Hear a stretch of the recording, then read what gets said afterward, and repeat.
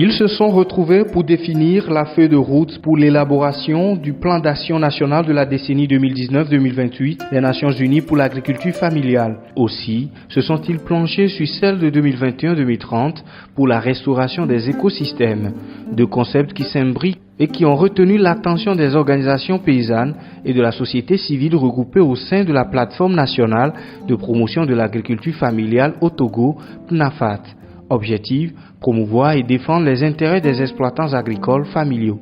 Le plan d'action va définir les actions stratégiques qui vont s'inscrire dans la politique nationale agricole, notamment la question de l'accès au foncier, la question de l'accès au financement, la question de la place même, de l'importance qu'on accorde aux exploitants familiaux. Initié par la coordination togolaise des organisations paysannes et des producteurs agricoles CETOP, avec l'accompagnement financier du FIDA et de la FAO, à travers le mécanisme forêt et paysans, cette rencontre d'échange et de partage sur l'agriculture familiale et les écosystèmes doit répondre à certaines interrogations. Qu'est-ce qu'on vise par ce que nous disons l'agriculture familiale? Qu'est-ce que c'est? Quel est l'apport de l'agriculture familiale dans l'alimentation et dans la protection de l'environnement? Vous voyez que les deux thématiques-là sont liées. La réponse à ces questions se retrouve dans l'élaboration de la feuille de route, objet de la rencontre, mais surtout de l'action concertée entre les structures impliquées.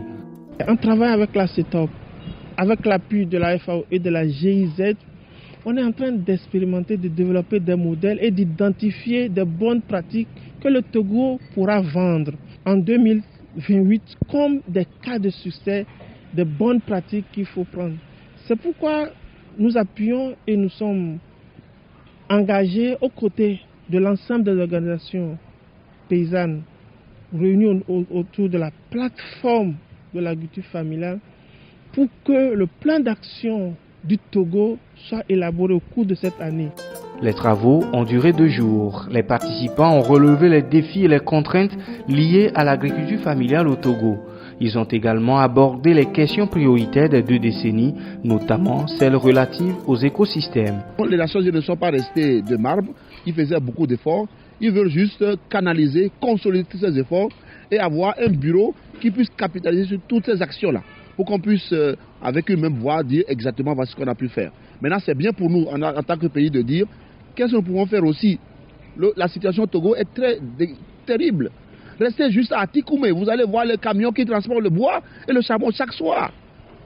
Ça veut dire que normalement, en 2050, il ne doit pas y avoir un arbre debout au Togo ici.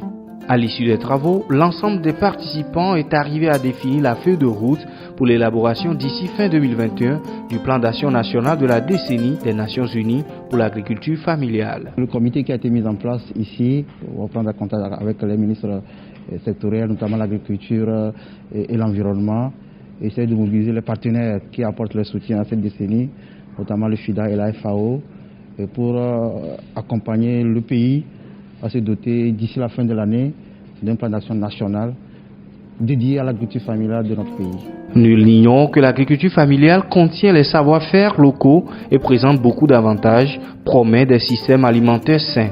Le Togo, à partir de cette rencontre, a le devoir de faire de la décennie de l'agriculture familiale et celle de la restauration des écosystèmes une opportunité pour des solutions durables aux problèmes des exploitants agricoles, acteurs incontournables dans le paysage agricole au Togo.